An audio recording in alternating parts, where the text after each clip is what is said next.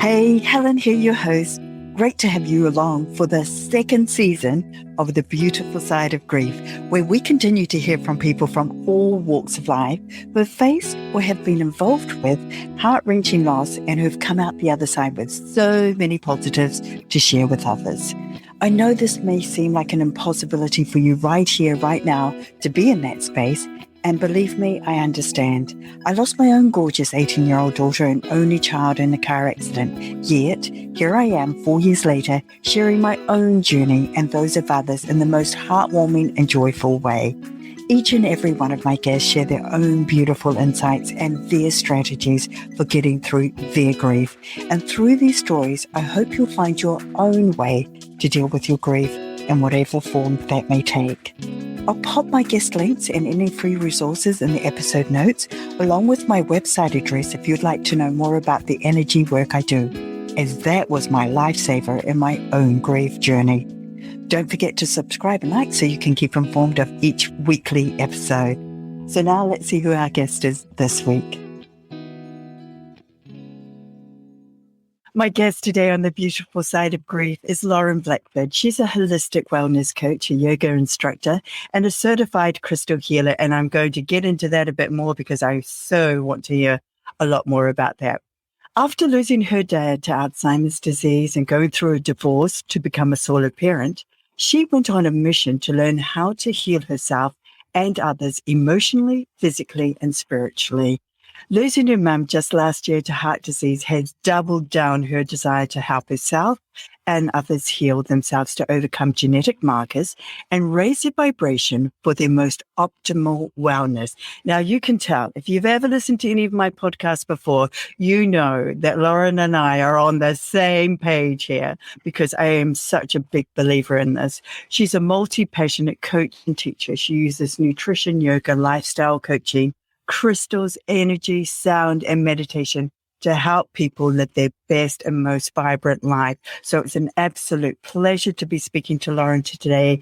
And if you're listening, I want to thank you for your time, taking the time to listen in. And as always, I wish you lots of hope, happiness, and wellness on your own journey. So Lauren, an absolute pleasure to have you with me today. Oh, it's such a pleasure to be here. Thank you for having me. Yeah. So we were just chatting. So we've met through a mutual contact, Justin, who I interviewed a few weeks ago, and he let me know about you. And honestly, your story just resonated with me so much. And I'm so pleased that you reached out because sometimes we don't understand our journey, do we? Until something like this happens. So let's just start.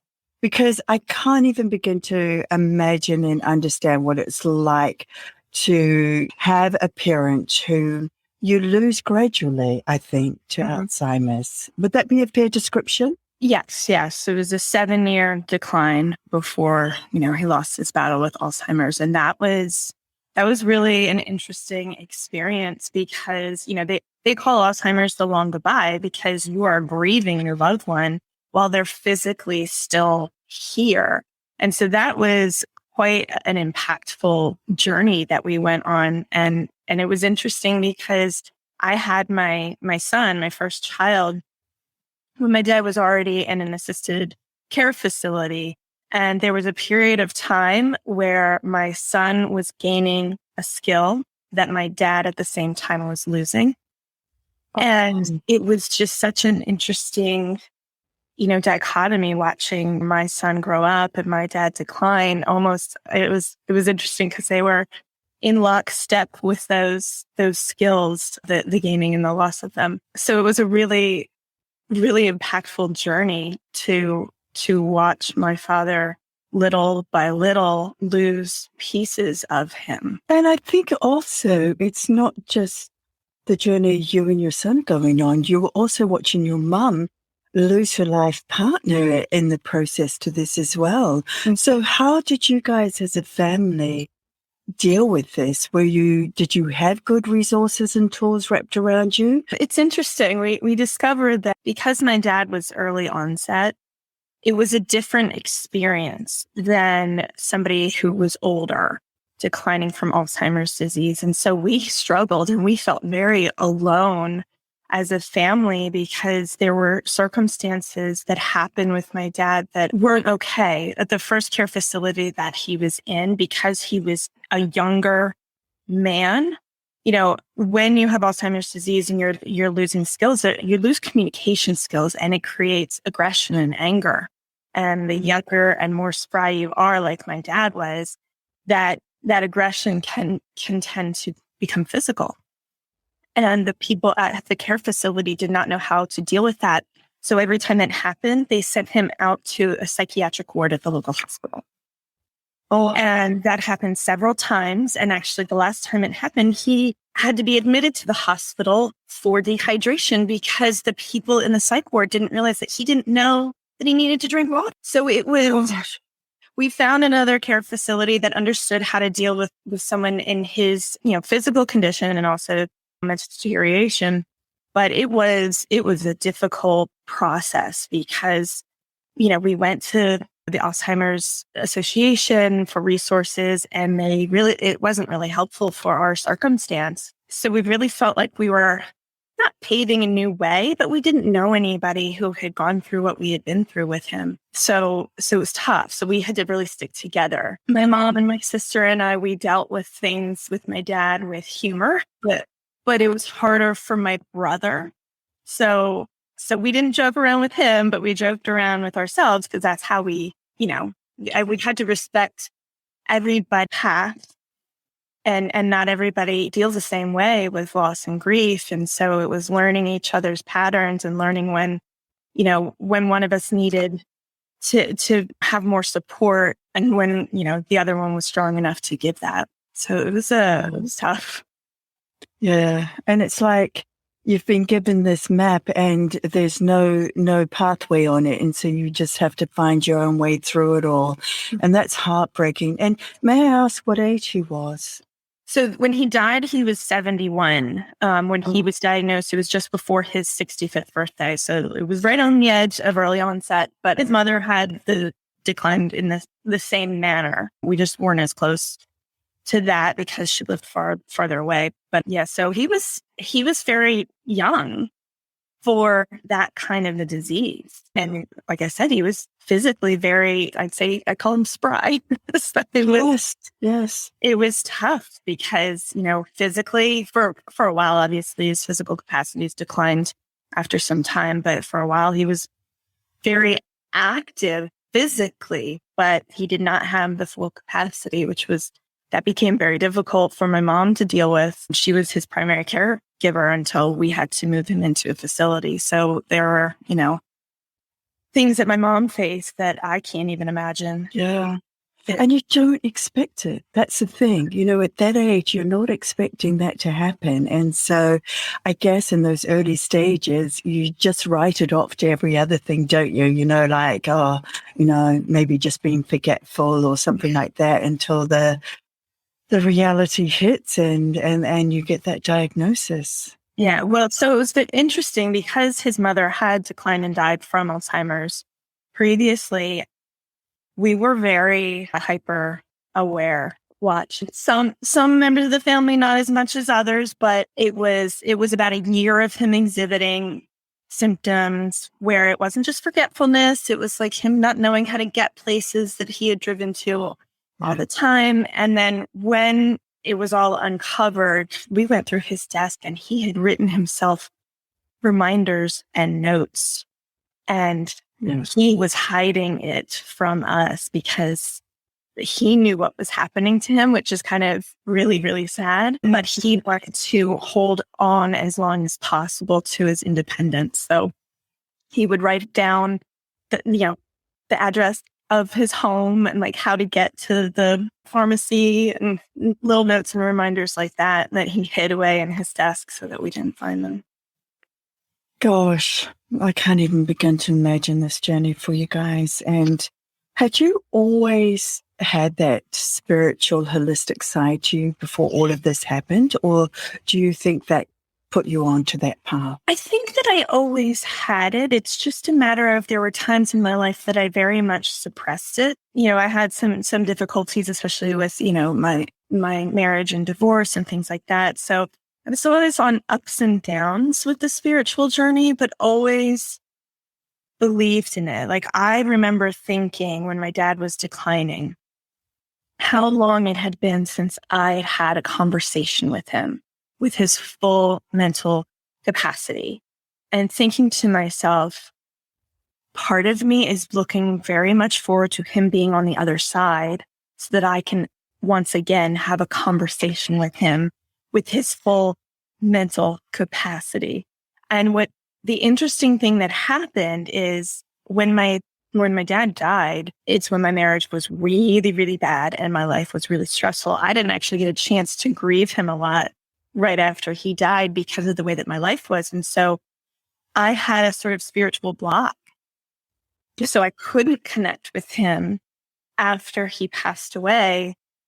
And I had been wanting to and waiting to for 7 years. So it's interesting how the ups and downs of my connection to spirit have gone throughout my life. And when you're in a lower vibration, like when you're in a period of anxiety and stress and toxicity, you can't connect to spirit as easily. So I'm able to connect with him now. Yes. Well, so the interesting thing is, so my mom just passed away last year. Now, her death was unexpected. Different scenario. I mean, she was like there one day and then gone the next. Yeah. And she, ironically, was also 71.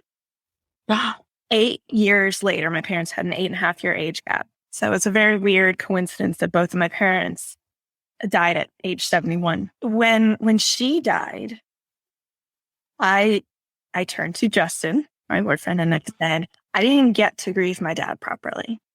I'm going to do this one right. So I went on a mission. Like, I was very much, I am going to sit in my feelings. I am going to work through this. I did a lot of spiritual and energetic work, reiki healings, shamanic journeying, all the energetic ways that you uncover, childhood trauma and work through these feelings of grief. And so I actually began fully grieving my dad at the same time as grieving my mom, and then grieving the loss of both of my parents together would bring them both in to visit me. It's interesting that when I meditate with certain crystals and I'm in a very high vibrational space, my mom will come in on my left and my dad will come in on my right every time. And I can feel them. I can feel their hands. They run them down my arm. They don't hold my hands to hold crystals, but they hold my wrist. And my mom's touch is very, very soft. And my dad's touch is very firm. And there's a distinct difference. And it's always mom on my left and dad on my right. And so I think the beautiful part of all of this is getting to grieve them together and have them come together to visit me and make sure that, they know that everything's okay. Oh, that's incredible. Now I'm going to backtrack a little bit because you said something earlier. So you said about when your dad was still alive, sort of wanting to have that connection and being able to speak to him and have that proper conversation with him again. Mm-hmm. Now let's unwrap that because, that in itself, did you feel guilty about feeling like that? And was that something that you could share with others? Because I know that in my own journey, like I'm considered a little bit left field of my family and the way I think, the way I do things. So I think they tolerate me a lot. And I'm just wondering whether that was similar for you, because I think it's really important for our listeners to understand that actually this is not something you should be feeling guilty about. Yeah. So one thing that we recognize as a family, and we didn't really share it out because it's very taboo, is that we knew that him losing the battle to Alzheimer's disease was going to, in the end, be a relief for him. Yes. And for us. People don't understand that, when he died, I mean, he was in hospice care for 8 days. This was, and declining for 7 years. I mean, this was a journey. So when he finally, left this earthly plane, the feeling was not like overwhelming sadness. The feeling was relief. And it's very hard for people to understand when they haven't been through a process and a journey like that. And we kept that very close to the vest as it was happening because we knew, like, I would tease it out a little bit because I'm very open and honest with my friends about how I'm feeling. But I could tell there was a little bit of a, wait, what? in that feeling. And that's where, I think it's important to talk about these kinds of things because there's so much that is considered taboo that is so normal and healthy. Like we're shamed for these genuine feelings. And it is ridiculous because it's okay for us to want his spirit to be free from this broken body that doesn't function anymore. And to make jokes about it, to use humor and get through. Humor is great. Oh yeah. Before my dad was in hospice care, he had a heart attack, he had pneumonia, and he was septic. So they took him to the ER. My mom was out of town, so she was on her way back. My sister and I were in the ER, just punch drunk, cracking jokes over him while he's like not conscious. And the nurses and the doctors in the ER, what is going on here? But that's how we coped. We knew that there's no cure. He's not coming back. He would be laughing with us. He probably was, but these things are so taboo and they shouldn't be because it's okay to feel your feelings. Yeah. And on that same token, when my mom died, I had a very complex relationship with my mom. My dad was the one I was closer to. My mom and I had our ups and downs. And I knew when she died, it was okay for me to feel certain feelings like relief and a little bit of freedom. Yeah. And I think that's what people don't understand sometimes is when you lose somebody, you're going to feel an entire gamut of emotions about it. And it's not always what society deems as appropriate. Yeah. But again, we're shamed for these like natural feelings that we have, but it's okay to have them. I remember talking to one of my daughter's friends and she said to me, she goes, Helen, I'm really grateful that she didn't survive. She said, because could you imagine with that type of, because it was between a truck and a car, so it was pretty major. And she said, could you imagine how she would have hated to live if she couldn't be living as a, vibrant, sassy, in your face kind of self. And again, we were laughing about that because I was going, oh, you've got it. Absolutely. Because, she was a larger than life spirit and that's how she needed to live. And yes, it would have been like really difficult. And that's not to take anything away from those people who have had a loved one survive the most horrific circumstances and are on this incredible journey with them. But, you just know what's right for you and your family and you understand them on a level that perhaps other people from the outside don't always understand. Now, let's go back to your journey because I think what a brave, brave thing to recognize when you lost your mum. And I'm so sorry you lost her so tragically and not very long ago. So I know that this must still be so, so fresh for you. But, to recognize that you needed to go through this whole grieving process and this whole journey. And it is a journey because you don't know where to begin. So you're trying all different sorts of things. And like you're saying, you're going through all this different healing and that, but you brought out, like childhood trauma. Mm-hmm. And I know that often that is something that comes to the fore when you have a grief or grief like you've had, where it's really large and big and it hits you in the face. And so after all these years of trying to keep a lid on it and keep it contained, you have to deal with it. And I think, this is just my own personal opinion, but I think that's a catalyst to freeing you to be open to so much more. Mm-hmm. So can you take us through what that was like for you, finding your way through that healing journey and finding what best worked for you? Yeah. So like I said, when my mom died, I was like, okay, I have to do all of this. Like I mentioned, I had a complicated relationship with my mom. So I knew that there was a lot of, and my parents were wonderful. Don't get me wrong.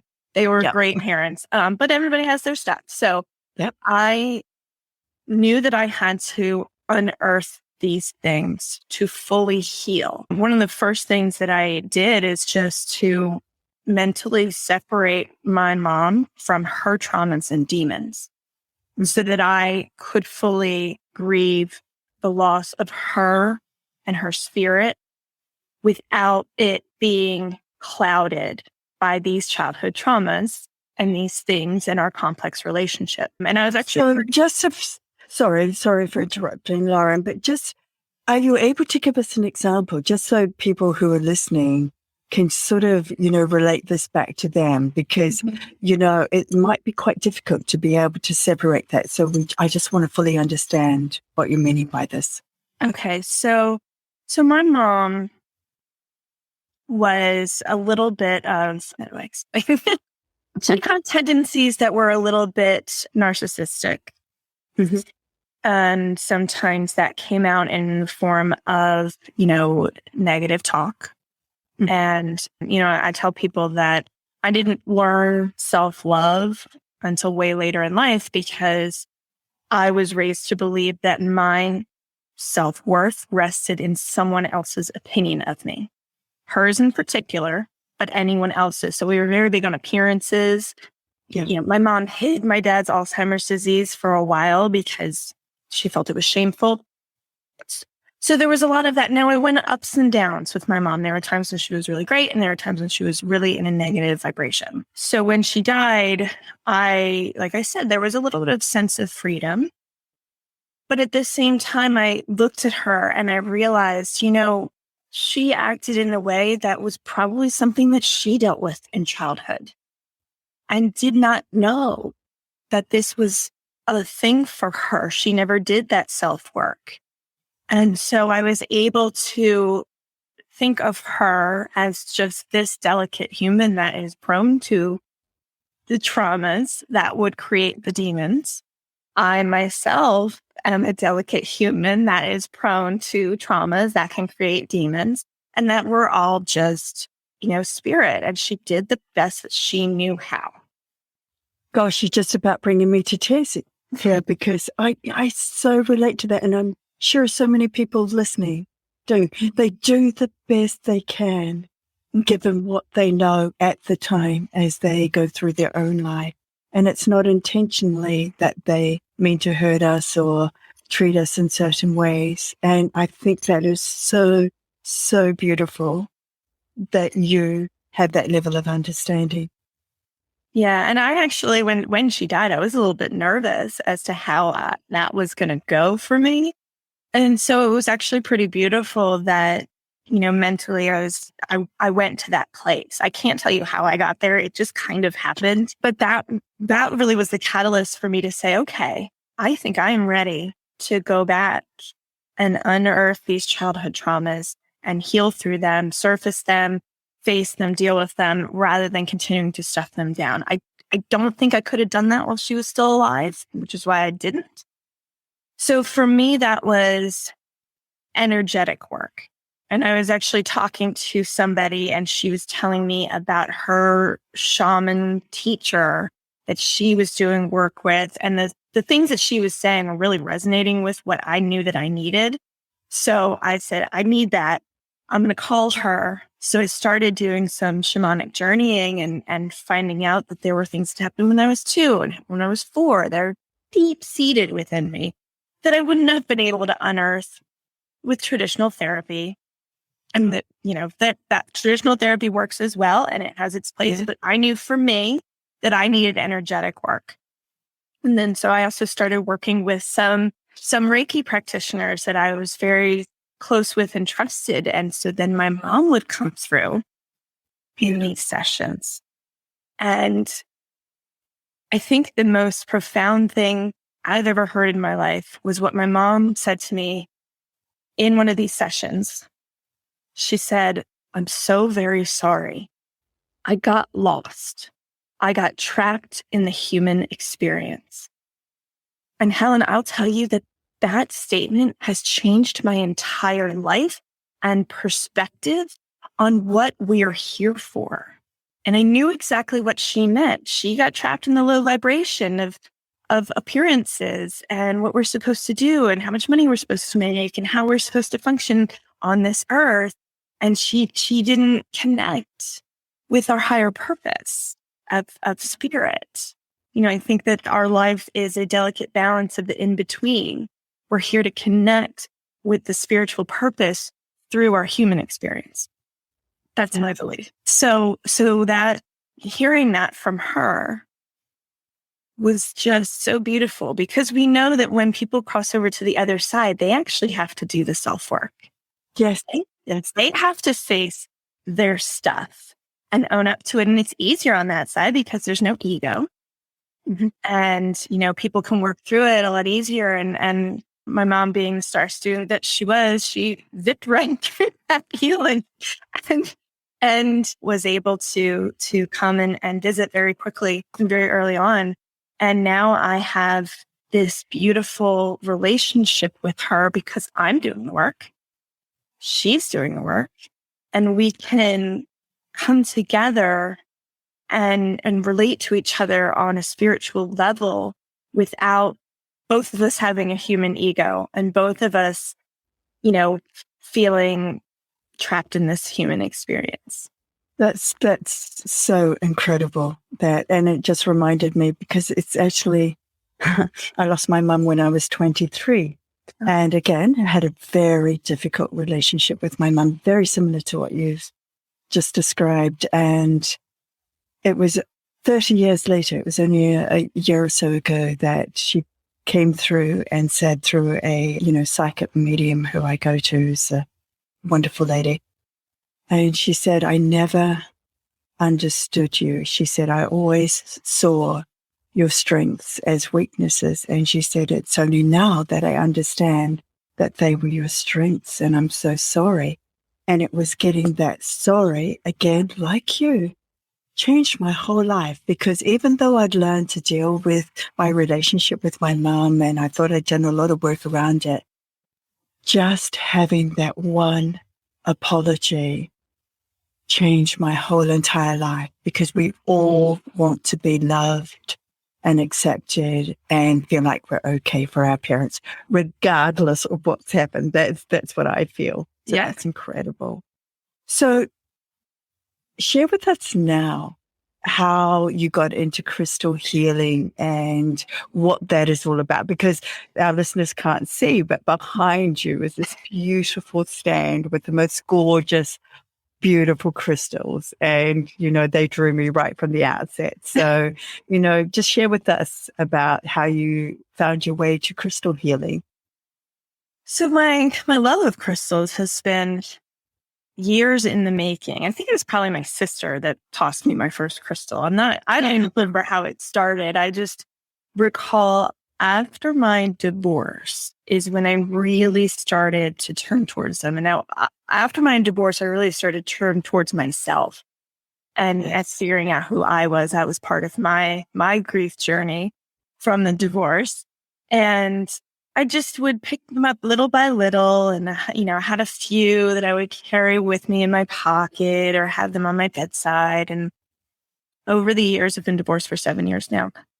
Over the years, I just kept collecting more and more and more. It's kind of an addiction for me because they make me feel good. I'm an earth sign.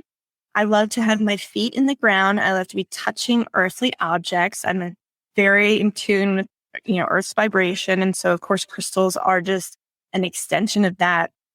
And then as I was working with them more and more, I discovered that there was this crystal healing certification course that I took. It was all of 2020. So it's January to December of 2020. Perfect timing, right?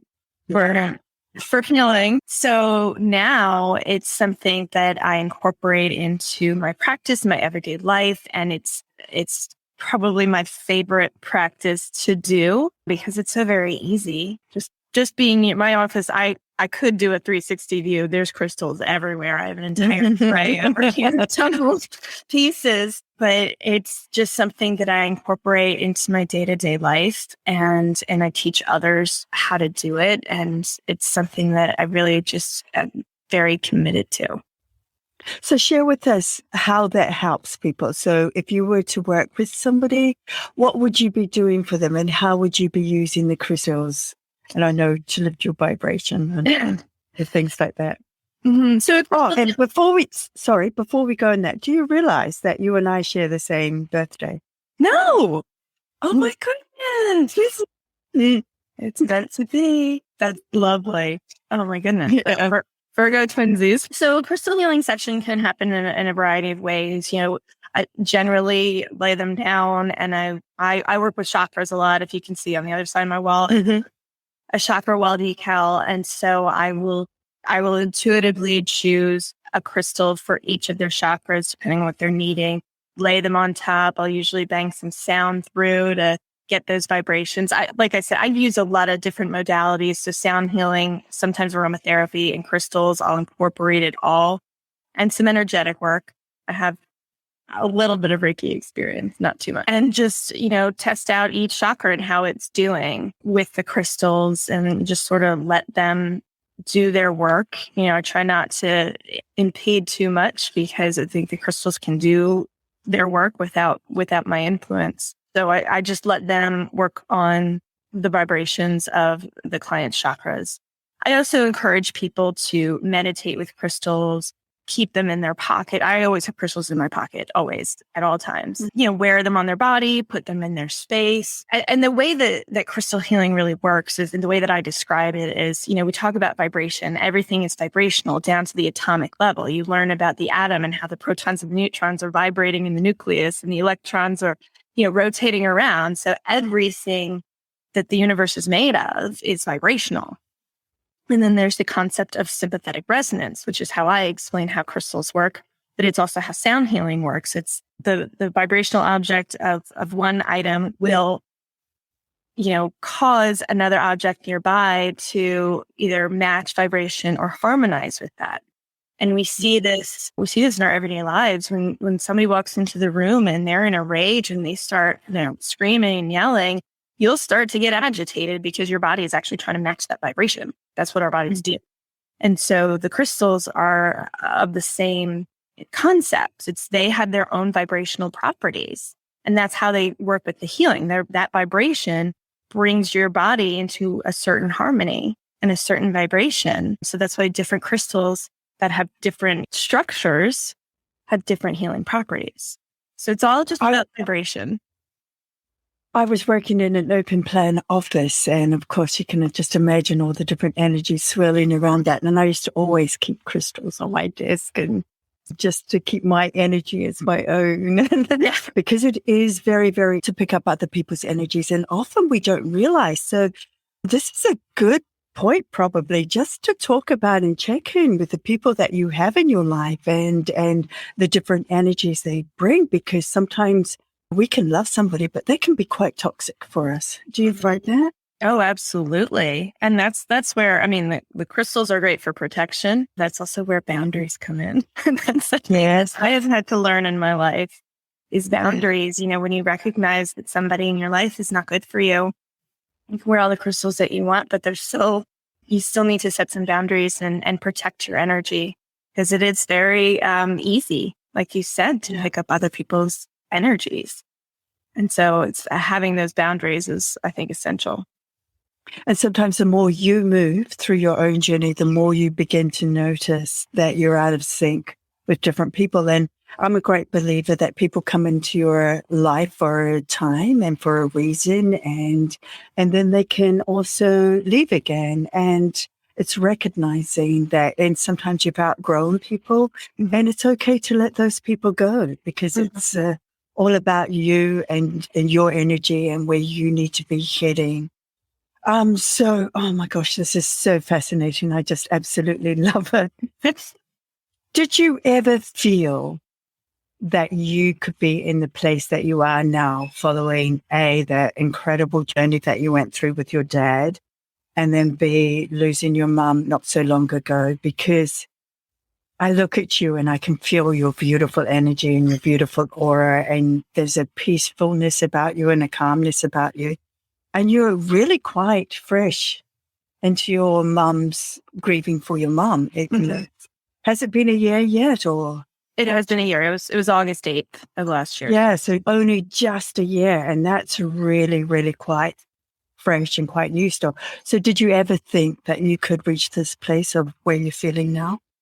No, I mean, obviously my mom's death was like super unexpected. I mean, I thought this woman was going to live forever. Yes. I was prepared for that. I was not expecting it. And I did not know that I would be where I am. I actually quite surprised myself with how I've gotten through all this. And, as I mentioned, it was just me making that firm decision. As soon as she died, I said, I'm going to do this right, because I didn't do it right last time with my dad. I didn't allow myself the time. And I have to do it. I didn't have a choice. This was what was going to happen. I didn't have a choice in her dying, and I didn't have a choice in just fully grieving her, because I knew that's the only way I was going to get through this. And I was not going to backtrack on the progress that I had made before she died in my, my spiritual development and in my, my life. So I'm thankful to her for being that push. And I'm also thankful to her because I do believe you choose when it's your time, or you at least know when it's your time. And I think for her, she wanted to avoid all the fuss, all of the, she didn't want to be in an assisted living or any of that. She didn't want any of her independence taken away. And so, very true to her personality, she took control of the situation. And she made it happen when it was her time, which again is probably something taboo to say, but I do believe it. I mean, she even chose, I was the one who made the discovery, and my brother had been with her for weeks. He left and I came. She chose right in between. Yes. And because she knew that I was going to be the one who could handle it. Yeah. And give the news to my siblings. So, I'm grateful.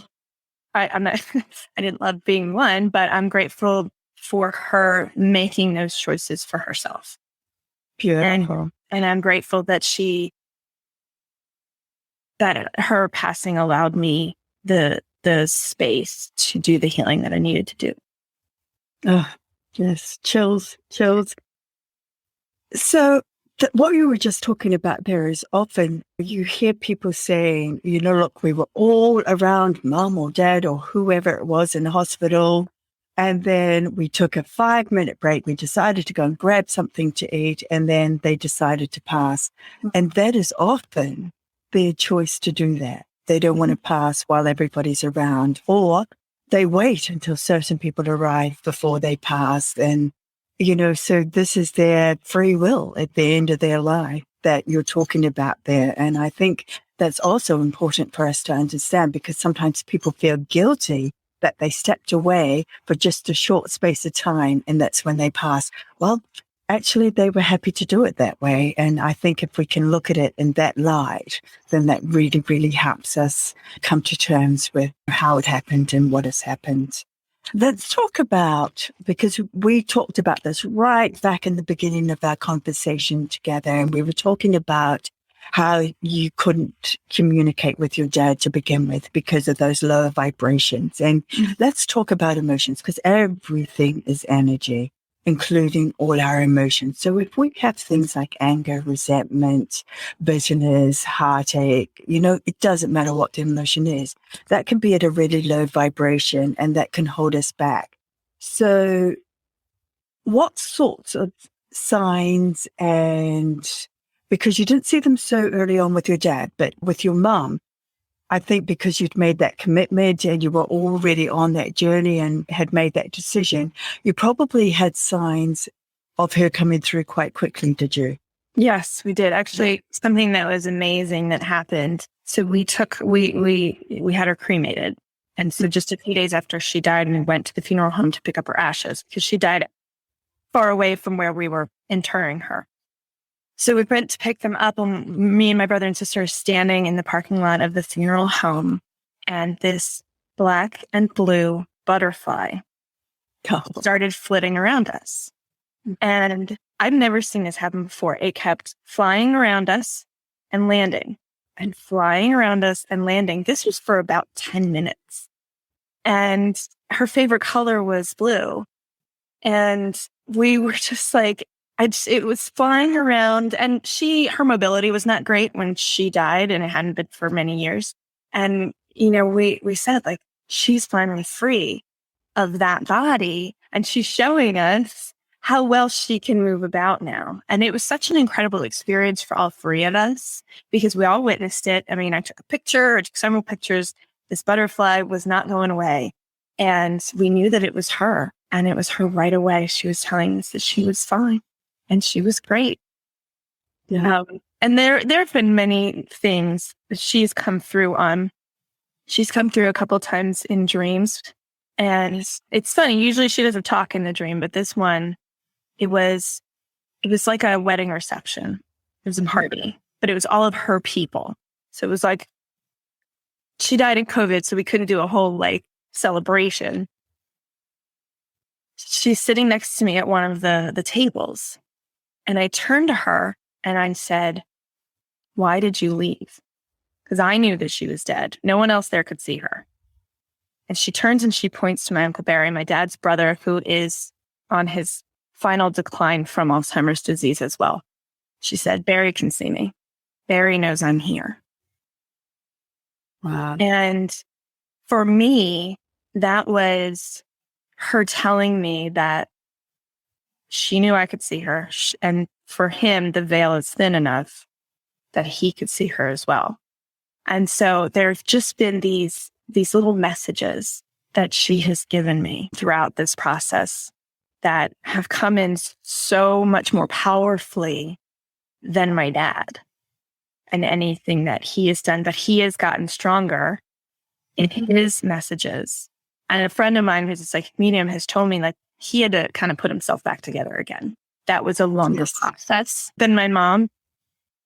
So it's been interesting to see how they come through and what messages they have. And I know that if you think it probably is a sign, then make that a big check mark, because it is. It's not you imagining it or hoping for it. It usually is a sign. And we had that same butterfly, not necessarily the same, but we were up at a friend's house who my daughter and I had spent a lot of time with this friend. And again, this butterfly flew into the house, landed on the glass pane just inside, and stayed there for ages. And I remember saying to my friend, "Have you ever seen, do you have these butterflies here?" And she said, "Nope, never seen a butterfly, never ever." And she said, certainly not one that would come inside and just sit there with us. Mm-hmm. And yeah, so I knew then that was my girl coming, making sure that we were, doing what we should be doing, and, right. and that she was there. And yeah, that's great. Wow. So how is this journey that you've been on? Share with us now how that has helped your son. And is it just your son, or do you have two children? I have two. Actually, my daughter is my grief baby. I had her right after my dad died. Yeah. So fortunately and unfortunately, my children have seen a lot of loss in their lives. Mm-hmm. So we talk about it openly. And I made it a point when my mom died, because she was the only grandparent that they knew. She was the last living biological grandparent that they had. And so it was a significant loss for both of them. And we talked about it a lot. I'm very big on talking to my children and making sure that they know that they can tell me how they feel, and giving them the space to cry, giving them the space to be angry, giving them the space to be upset. And I think them seeing me cry, because I just don't hold back. If I feel it, like I said, I was going full tilt with this grieving. feel it. I at times would just start crying, and they'd be like, "What's wrong?" I'm like, "I'm just thinking of Mama." That's what they called her, Mama. So it was important for me to show my kids that it was okay I think a lot of times in our society, and especially with children, they're taught that negative emotions, air quotes for negative emotions, are not okay. But it was important for me to know that, this was a significant thing for them. And it was okay for them to feel through it. Yeah. And I did my best to hold space for them. It was hard holding space for them and myself because that wasn't always, but, and with the spirituality, we talk about spirits, and my son loves tarot cards and he does that. And my kids both have crystals. My daughter does yoga with me. And so I bring them into these things that are important to me so that they can see what my passion is and how it helps me, so that they can learn their own versions of that to cope with their own stuff as they get older. So, so beautiful. And I think it's such an important thing to introduce our children to grief from an early age and normalize it and make it okay to share their emotions, because it's not just grief in the loss of somebody from your life. It can happen in relationships, losing a job, having your best friend to move across the other side of the country. Grief takes on so many different forms. Mm-hmm. And if you're allowing them to experience this now from a young age, then they can actually apply that to whatever they go through in their journey ahead. So I think that's absolutely beautiful, Lauren. And yeah. And they'll pass it on too and share it with others. So that's a wonderful thing that's happened. So I want to know what the best thing is that's happened to you either today or this past week. Ooh, wow. Actually, okay. So yesterday I got to take my kids for a play date with friends that I haven't spent time with in a long time. And the funny thing is they live in my old house. So I moved 45 minutes away, actually just a couple months before Mom died. So it's been a little over a year. And I had my friend who was also a single mom with 2 kids, similar in ages to mine. She was looking for a place to live. And so she moved into my old house. Yesterday, I got to go down there with my kids and have a play date and talk and reconnect. And it was just so restorative, because she is just somebody who is in lockstep with how I view things and how I feel about things. Our other friend came over with her kids as well. And so it was just kind of like a love fest. I know, it fills your heart, doesn't it? Mm-hmm. Yeah. So that was beautiful. What do you consider the proudest moments in your life so far? I would say when I gave myself permission to walk away from my marriage. Wow. That's powerful. Okay.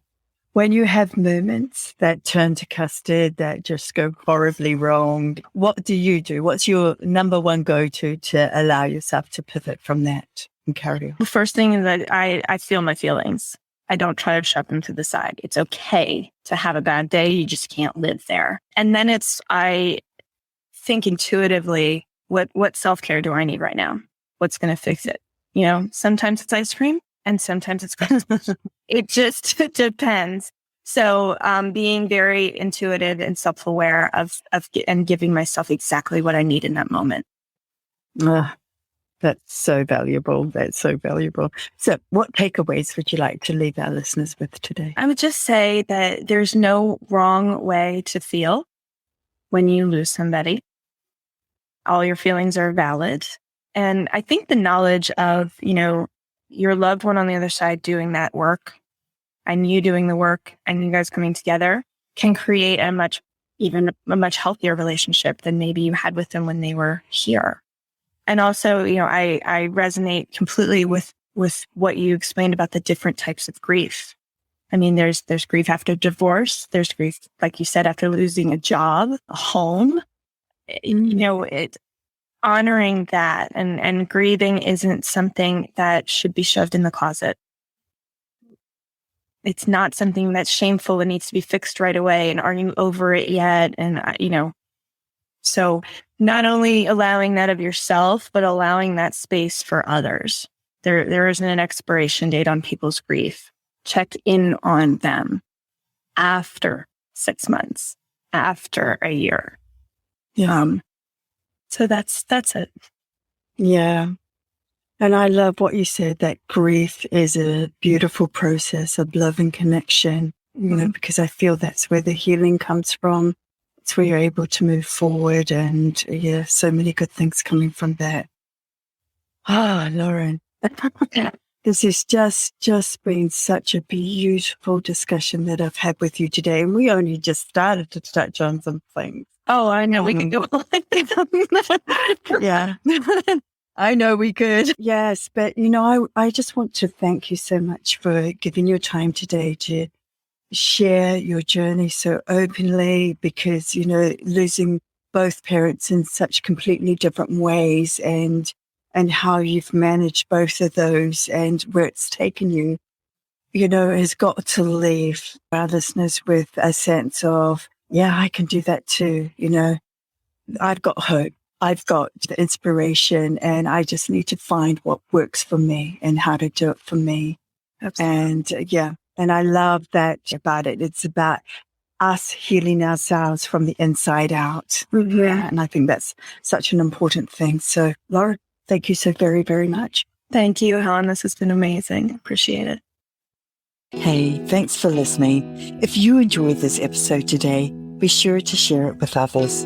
Hit the subscribe or like button so you can be notified of each weekly episode. Also, let me know how I'm doing, especially if there's more you'd like to know that perhaps we didn't get time to touch on today or in past episodes.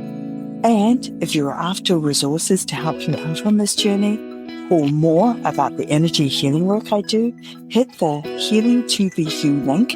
That's the word healing, 2, letter B, letter U.com. So until next time, be kind to you, and thank you for joining us on the beautiful side of grief.